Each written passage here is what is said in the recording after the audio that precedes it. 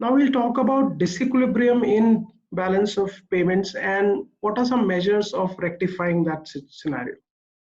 So what is disequilibrium in balance of payment? We already know what is balance of payment. Disequilibrium means when balance of payment goes into the negative, which means that my inflow in terms of exports, inflow of cash from exports is lower as compared to my outflow of income from outflow of payment from imports of goods. So I am paying more as compared to what I'm receiving. My value of imports is much higher as compared to my value of exports, which means net net I'm in negative. I'm paying to other countries more than what other countries are paying me, which means that the economy is in the negative, which means the balance of payment is negative. This is what we call disequilibrium in balance of payments. Now, how do we rectify this disequilibrium?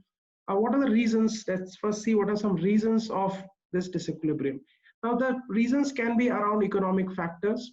For example, development disequilibrium. So countries which are in the development phase will need to import a lot of stuff in terms of technology, in terms of expertise, infrastructure, investments.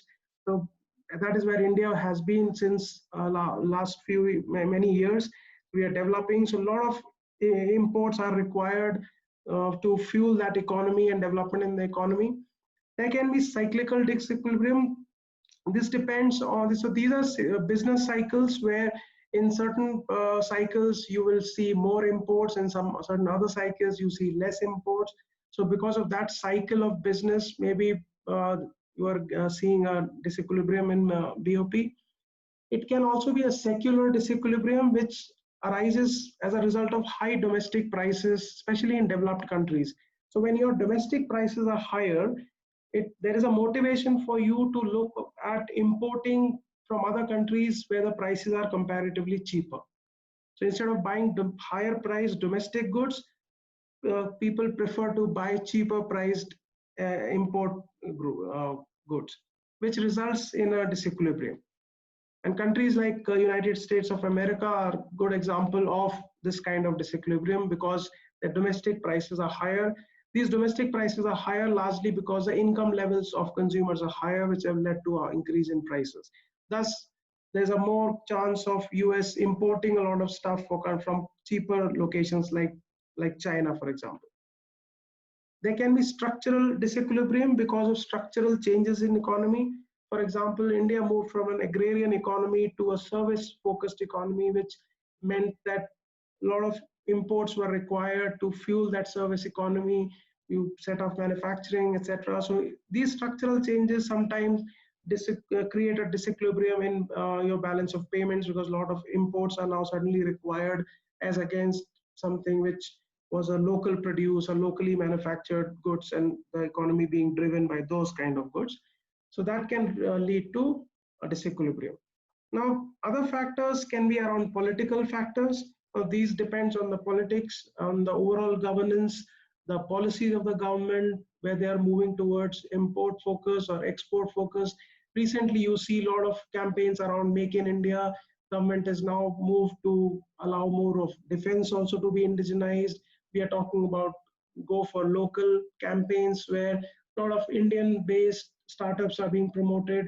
So those factors also contribute to your overall balance of payment, and sometimes it might cause disequilibrium in balance of payment if your policies are more outward focused or import focused. It can also depend on social factors, how you are operating as a society. If it's a more import focus, where there's more focus on brands, international brands, then you will see a lot of disequilibrium where people are more tuned towards buying international imported goods. That can lead to a disequilibrium. Now, how do we correct this disequilibrium? There are certain methods in which you can correct this deficit. One is automatic corrections, which basically believes that market will automatically correct these uh, disequilibrium or these discrepancies in the market through a market linked exchange rate. The exchange rate will automatically correct itself and balance the disequilibrium. There's a school of thought that a lot of people believe that that is one way of correcting it. Other methods are more active methods. For example, monetary measures. Reducing the supply of money is one way of reducing your disequilibrium. Reduction in supply of money means importers have less access to money. Money is more expensive now, so they are demotivated to import. You can look at devaluation of currency again, which is counterproductive for imports, which will promote more exports. You can look at availability of exchange through exchange control to again demotivate, focus on imports and try and promote exports. So some monetary measures can help in that direction. There can be some trade measures also which can help correcting the deficit and disequilibrium. So promoting exports, as we said that you need more exports, that gives you income which corrects your disequilibrium. So promoting exports, promoting your goods, helping your companies to help them promote, that helps. Another thing is the reverse side, is to control imports. So have increased import duties, have quotas, licenses, prohibition in certain sectors to disallow import, and that way is to demotivate importers, so that you can correct the deficit.